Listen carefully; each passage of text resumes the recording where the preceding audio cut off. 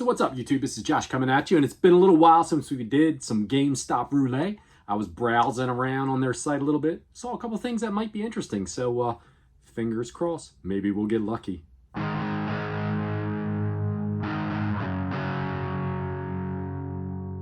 So welcome back, you guys. So like I said, a little GameStop Roulette. We got a couple packages here. It should be about, I think there's 5 or 6 games, retro games that we have here in these. To check out. Hopefully we get lucky, roll the dice on them. If we don't, I'm going to take them back to GameStop. To hell with it. If they aren't to my liking, the condition of them.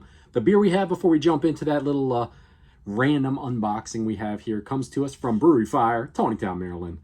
A million times I've had them on the channel because I love their beer. This one is the Spryte. This is a Session Lemon Lime IPA. This one comes in at 5% ABV. Brewery is in Taneytown, Maryland. Smaller, homey kind of brewery, but like I said, I've had them on the channel a million times.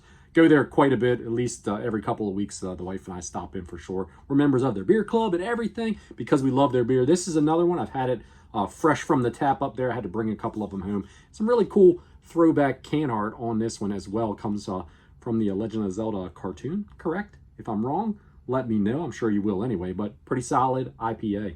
GameStop. I was browsing on the website. I decided, let me look and see what retro games were on there and see kind of what the prices are. Now, a lot of you guys that have been frequenting GameStops, checking out ever since they kind of went back to doing some retro stuff, will notice that GameStop has no real rhyme or reason. I don't know where they get their pricing from when it comes to retro stuff. The vast majority of it is under price charting. Some of it is close to the range of a value, and some of it is like grossly under. I haven't seen too much myself personally that is over price charting. Matter of fact, I can't think of anything that comes off the top of my head that I saw.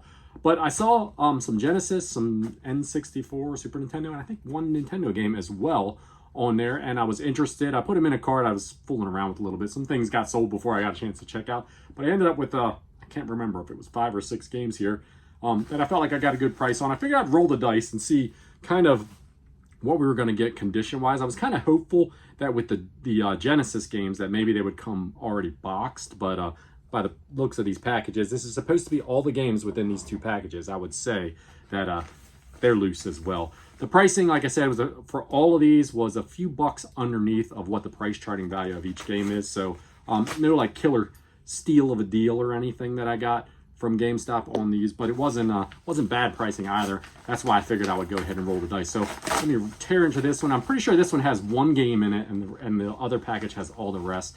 This is a Super Nintendo game. I know what the game is because, like I said, I ordered it, but let's hope that we get a decent condition out of it. Let's see what we got going on here. We have Rock and Roll Racing. So this is one, looks like this is a formal rental copy. Labels in solid shape for a game. That's one of the things that concern me. Now you can see this was a video that came from Pat's Video, 445 Main Street. Looks like Carrollton, Kentucky. It has a number and everything on there. So beyond the writing from the video store, it's not in bad shape other than maybe where they put this stupid sticker on the back of the back label. But the front label is in good shape. I'll definitely test them out if the games don't work or anything. Obviously, I'll put it up here, but we'll go back. But I'm actually kind of happy with that one. That's not too bad because I can get the Sharpie off most of the time with these. And as long as the game works and the label condition is good, definitely one that I was stoked to get because I've been kind of looking around for that one and just haven't come across it anywhere. So let's see the other package. This one should have 1 N64 game, 1 NES game, and 3 Genesis games in it, I believe. So obviously, like I said, for the size of the package, I know that it does not have, they are not complete in box or even box Genesis titles. So they're going to be loose carts, which is a little bit of a disappointment, but as long as the carts are in good condition, not a big deal to me. I'll set that one out there first since it's in a separate little baggie. Let's see, looks like they're all bagged separately in here. So I guess kudos to GameStop for doing something with them anyway. The first one for the Sega Genesis is Shinobi 3. So solid shape. Like I said, I was kind of really hoping that it would have the box, but nonetheless, as long as it's in working order, that's a pretty good grab, I think. Like I said, all these were like a few dollars at least. I can't remember what they were underneath, but I know they weren't terribly priced. That's why I went ahead and went for them.